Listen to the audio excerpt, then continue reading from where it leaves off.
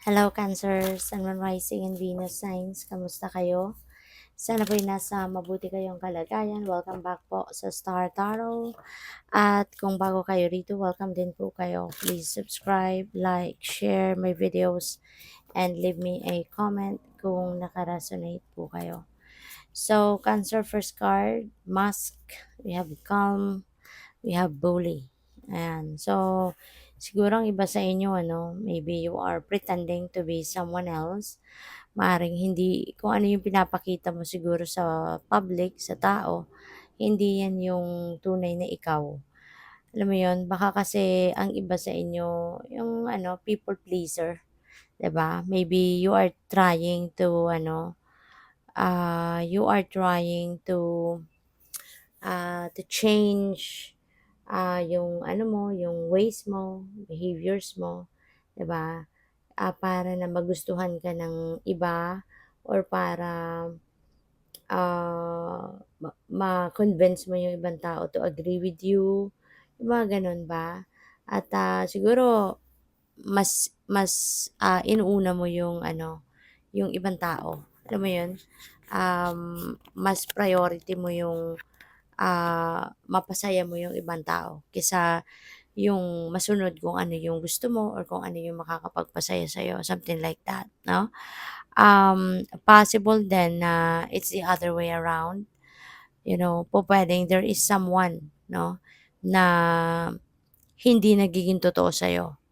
Pupuwedeng meron ditong person that you are dealing with na siya yung pretentious, siya yung nagpapanggap, 'di ba? Nagpapanggap na pupuwedeng nagpapanggap na mabait sa'yo, nagpapanggap na loyal sa'yo, nagpapanggap na sincere sa'yo, pero it's because ginagawa niya lang 'yon dahil siguro meron siyang hidden agenda, meron siyang gustong makuha sa'yo, 'di ba? And kapag nakuha na niya yung loob mo, nakuha na niya yung ah, yung gusto niya sa'yo, kung ano man 'yan, yun makikita mo na, madidiskubre mo na na, ay naku, 'di ba, yun lang pala, yung kaya pala niya ginawa yun, because meron lang siyang agenda sa'yo. So, pupuwedeng may gano'n, kaya mag-iingat din kayo. This could be also a warning para sa'yo na huwag kayong magtitiwala agad sa mga tao na you're dealing with. Kasi you never know kung sino dito yung totoo at hindi sa'yo. Okay? Maaari din na ang iba sa inyo is being bullied, 'no? Pupuwedeng ang iba sa inyo, binubully ng kung sino man, pupuwedeng sa trabaho, 'di ba? Pupuwedeng sa school, pupuwedeng sa mga kapitbahay. Maaaring may mga taong nagbubully sa'yo, maaaring may mga taong naninira sa'yo, nagtsitsismis sa'yo, yung mga gano'n. Kaya siguro feeling ko dito, kailangan mo din na kumalma muna, okay? Kalmahin mo muna yung sarili mo, kasi maybe you are getting affected, 'no, by this. Kasi pupuwedeng may mga naririnig ka talaga, 'di ba, na sinasabi ng ibang tao towards you, maybe some of them, talagang harap-harapan, puwedeng gano'n, na ginagawa nila yung pambubully sa'yo or pupuwedeng naririnig mo na lang, nalalaman mo na lang from other people. So, you know what? Kalma muna, okay? Give yourself, time and space to breathe. Give yourself time and space na makapag-relax, makapag-isip-isip para mas malaman mo ngayon, ma-figure out mo kung ano yung best, 'no, na gagawin mo, sa ngayon, okay? Kasi 'wag kang padalos-dalos, okay? Never ever, act, or do something na hindi mo pinag-iisipan mabuti at hindi mo ine-examine mabuti ang inyong sitwasyon, okay? Kasi meron din namang mga meron din namang mga bagay, 'no, na may mga sitwasyon na kailangan nating harapin, may mga sitwasyon na hindi necessary na harapin pa 'yan, 'di ba? Kaya, pag-isipan mong mabuti 'yan, alright? Before you take action sa pag-deal with, 'no, sa mga sitwasyon na ito. memory. Baka sa panahong ito nami-miss ninyo or meron kayong nami-miss na someone 'no, could be a loved one, maaaring nag-passed on na on the other side 'no, at, siguro nami-miss mo siya. Kasi baka yung taong ito yung iyong tagapagtanggol dati, maaaring yung taong ito yung lagi mong kakampi, laging sumusuporta sa'yo, laging tumutulong sa'yo, yung mga gano'n ba. Kaya pupuwede 'no, sa ngayon you are reminiscing the times 'no, na kasama mo yung taong ito. Kaya ngayon 'no, feeling ko meron akong naririnig 'no, na humihikbi. Maaaring some of you may gano'ng sitwasyon sa ngayon habang tinitignan ninyo yung mga photos ninyo together, yung videos ninyo together. So, parang masyadong parang ano, durog yung puso mo, sa sobrang pagka-miss mo siguro sa taong ito. Parang umiiyak 'no, merong someone na umiiyak. So, by the way, maraming salamat for subscribing, and if you haven't subscribed yet, subscribe na kayo. And also maraming salamat din for not skipping the ads. Malaking bagay po 'yun sa akin. And also, please click the join button sa baba ng video kung gusto po ninyo na mag-join kayo sa membership, okay? So, yung next message is ladder climbing towards success. Ayan, so maaari ng iba sa inyo rito, Cancer, is papunta na sa pag-akyat 'no, sa tagumpay. Okay? So, reminder ito sa inyo na keep on track, okay? Keep on track kung meron mang mga challenges na maaaring ma-encounter ka at some point na wag kang papadala 'no, sa mga challenges na 'yan. Keep on track, pagpatuloy mo lang 'yan kasi paakyat ka na sa inyong tagumpay, okay? So we have eagle, triumph over troubles and obstacles. Alright? So may tagumpay ka na, no, na makakamit at this time. Um, Siguro, pwedeng parehas sila or maaaring ibang sitwasyon pa ito, diba, na triumph na ito. And pupuwedeng yung success na 'to could be related to trabaho, to your career, to your business, and this one is tagumpay mo over troubles or obstacles sa buhay, 'no? Baka merong mga kaguluhan, merong mga problema. So, yun mapagtatagumpayan mo din 'yan sa ngayon. So, we also have whale, get great worry over nothing, okay? So, pupuwedeng ang iba sa inyo is nag-aalala, merong pinag-aalala, bonggang-bonggang pinag-aalala. So, wag na kayong mag-alala cause, kung ano man ito 'no, kayo lang tayong nakakaalam niyan.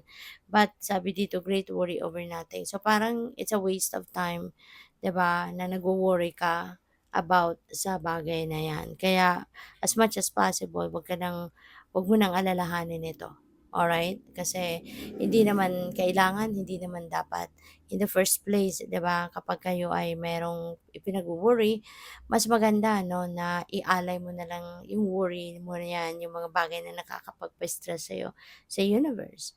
Kasi 'di ba, God is always there for you to ano, God will always be there for you para, tulungan ka, i-rescue ka, 'di ba? Kaya kung ano man yung mga pinagwo-worry mo, wino-worry mo 'yan kasi alam mo na siguro that's beyond your control.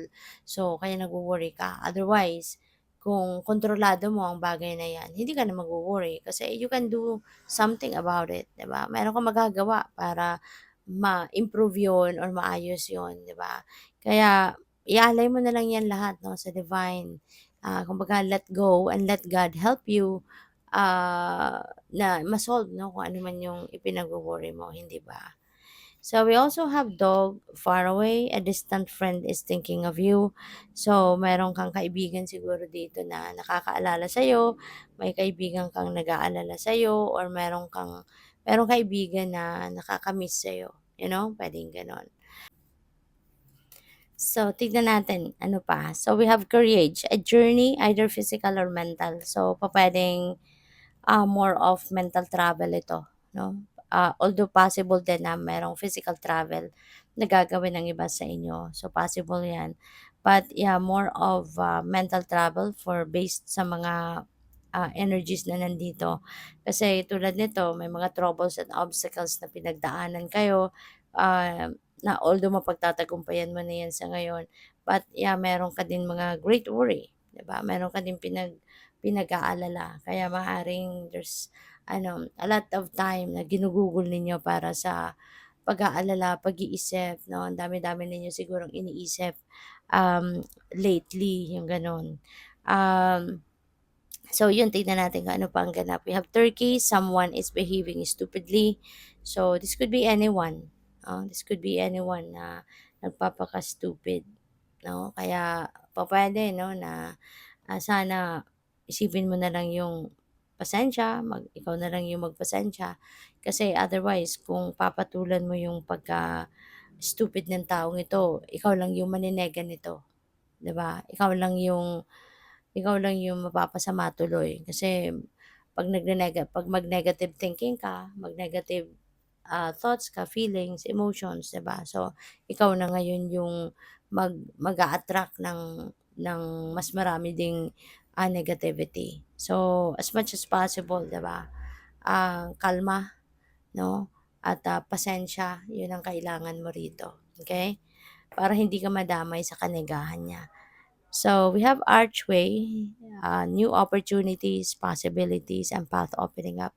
So mayroong mga bagong oportunidad na magbubukas dito para sa inyo. There are new possibilities. Mayroong mga bagong path no, na magbubukas para sa iyo. And this could be dahil no, sa mga tagumpay ninyo na makakamit, 'di ba? Or maaari no, na yung after ng successes na makakamit ninyo, eto yung mga magdadala sa iyo ng bagong bagong opportunities. Ito yung magbubukas sa inyo ng mas marami pang, oportunidad 'no, magagandang oportunidad sa buhay niyo. At, isa pa, possible din ano, na, merong mga bagong, opportunities, bagong offers, mga ganyan, na magbubukas talaga, para sa inyo sa ngayon because, mawawala na yung pag-o-overthink ninyo, mawawala na yung pagwo-worry ninyo kasi nga kung iaalay mo na 'yan sa universe, 'di ba, i-o-offer mo ng lahat 'yan. So, in a way mawawala na yung bigat sa loob mo, mawawala na yung negativity. So, when you have no negative feelings, emotions, thoughts, 'di ba? Magwe-welcome ka na dito ng mga positive things, no? Positive circumstances, positive situations. Kaya good things, no, will start to come sa buhay mo. So, what else? We have first, pay attention to your finances. Okay? Pay attention ka sa paggastos, sa pagbabudget, yung ganon. Okay? So, kailangan na ano ka, um, maging disiplinado, 'no? Kailangan na maging disiplinado ka sa hahawak ng pera, sa paggagastos. Kailangan disiplinado ka sa, um, pagma-manage ng inyong pera, okay?